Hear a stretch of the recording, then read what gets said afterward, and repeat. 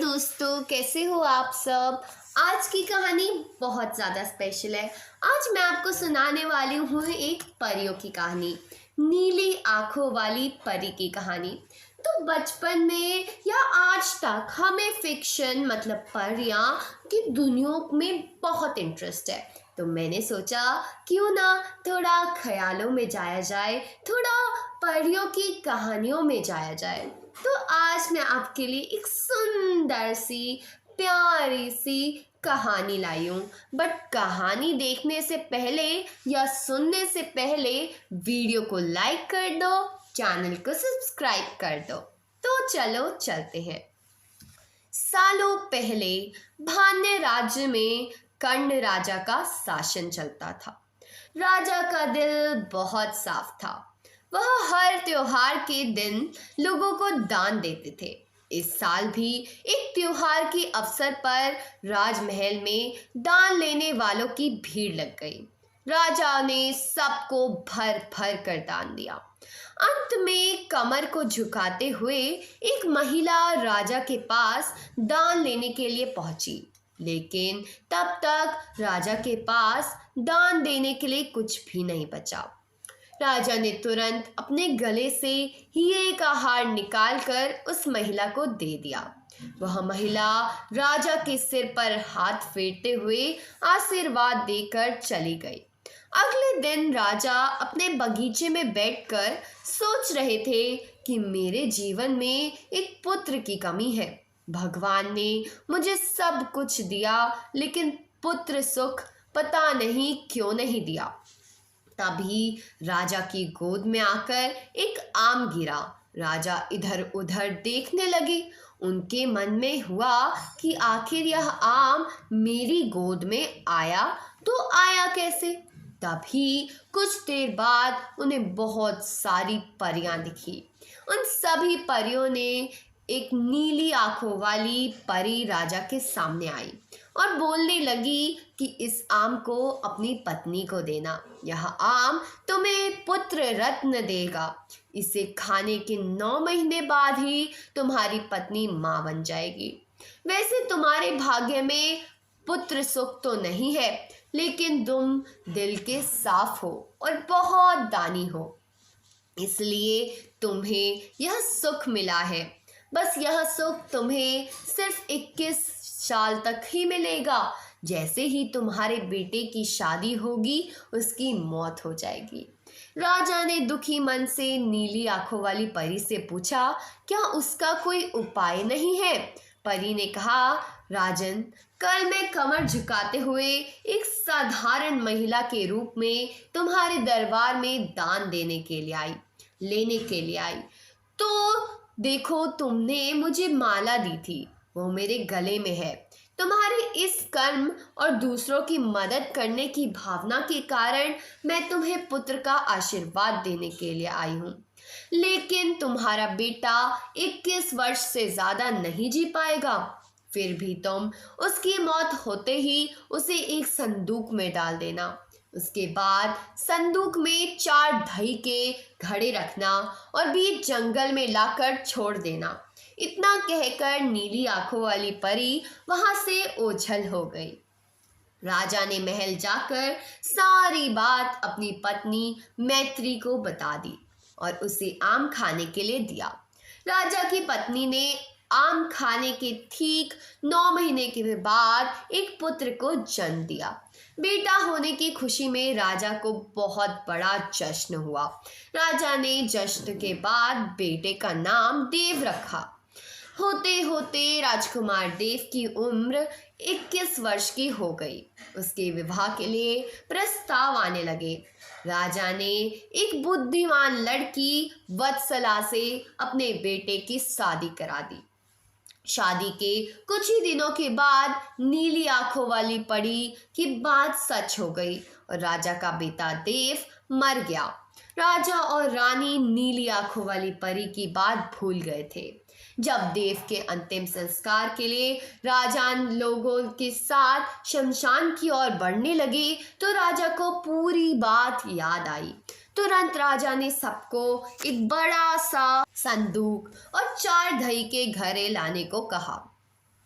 संदूक आते ही राजा ने भारी मन से अपने बेटे को उसमें डाला और दही के 4 घड़े भी रख दिए।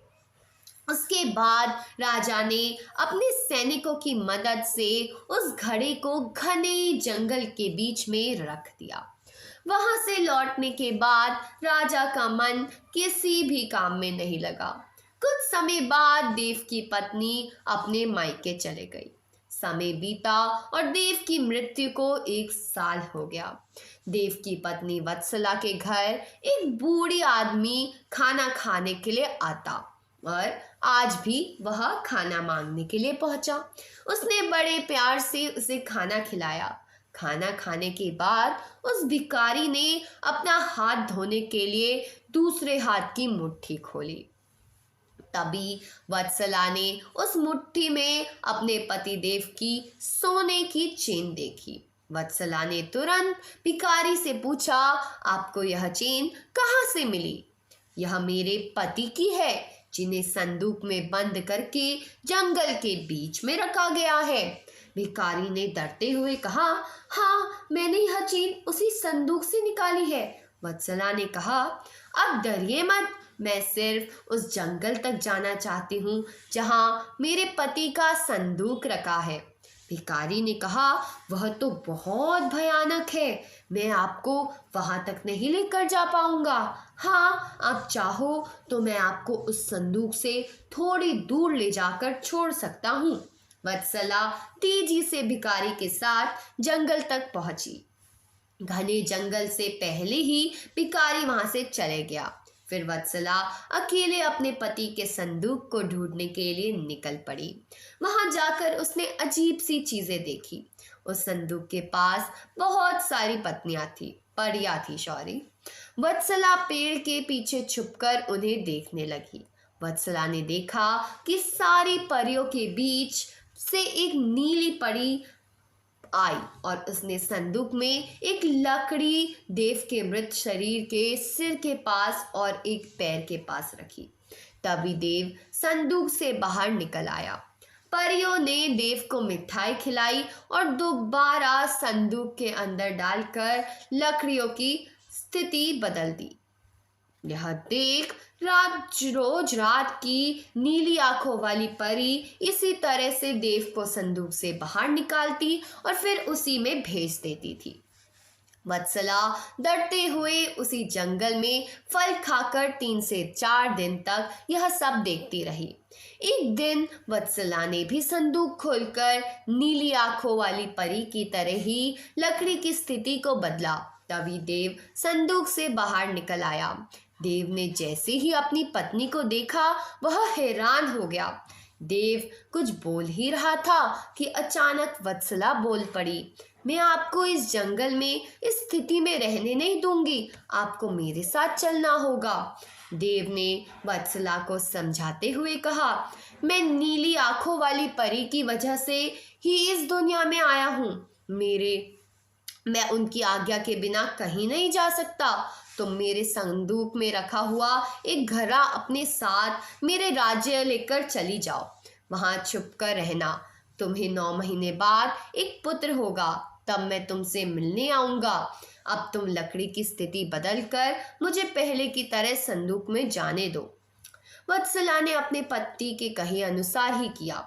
सबसे पहले संदूक में पति को भेजा, फिर वह दही का एक घड़ा लेकर रूप बदलने के बाद राजमहल पहुंची और रानी को चिट्ठी भेजकर रहने के लिए जगह मांगी।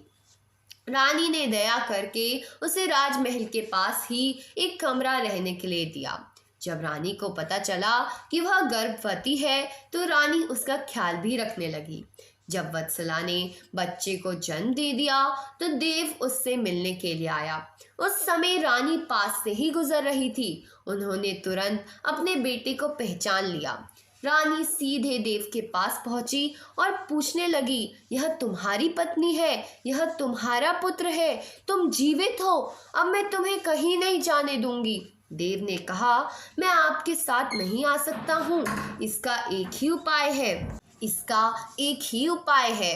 आपको अपने पोते के लिए एक उत्सव रखना होगा। आप उसमें सारी परियों को बुलाइए। जब परियां आ जाएं तो नीली आंखों वाली परी का बाजू बंद किसी तरह निकाल कर जला देना। इसके बाद नीली आंखों वाली परी से मेरे जीवन का वरदान मांग लेना। इतना कहकर राजकुमार देव वहां से चला गया। उसकी माँ ने दुखी मन से उसे विदा किया।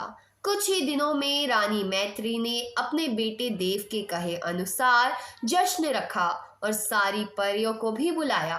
सभी जश्न में डूबे हुए थे। तभी रानी मैत्री का पोता रोने लगा। रोते बच्चे को देखकर नीली आंखों वाली परी ने उसे अपनी गोद में उठा लिया। तभी रानी मैत्री ने परी से कहा, देखिए ना, इसे आपका बाजूबंद पसंद आ गया है। तभी तो आपके पास आते ही उसने रोना बंद कर दिया। क्या आप कुछ देर के लिए अपना बाजूबंद इसे खेलने के लिए दे देंगी? रानी ने ऐसा कहा तो परी ने तुरंत अपना बाजूबंद उस बच्चे को दे दिया। रानी मैत्री ने इसी मौके का इंतजार था। उसने सबकी नजरें बचाते हुए उस बाजूबंद को आग में डाल दिया। नीली आंखों वाली परी ने अपने जलते बाजूबंद को देखकर रानी मैत्री से पूछा, आपको यह क्या किया? आपने यह क्या किया? अब हम आपके बेटे देव को अपने पास इस जंगल में नहीं रख पाएंगे। यह सुनते ही रानी मैत्री ने रोते हुए परी से प्रार्थना की। उन्होंने कहा, आपकी कृपा से मुझे बेटा हुआ था। अब आपको ही कृपा करके मेरा बेटा लौटाना होगा। मैं आपसे अपने बेटे देव की भीख मांगती हूँ।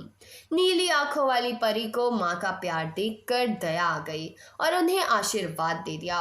परी के आशीर्वाद से राजकुमार देव संदूक से निकलकर घर लौट आया। राजकुमार अपने परिवार के साथ खुशी खुशी रहने लगा। तो यह थी हमारी आज की कहानी।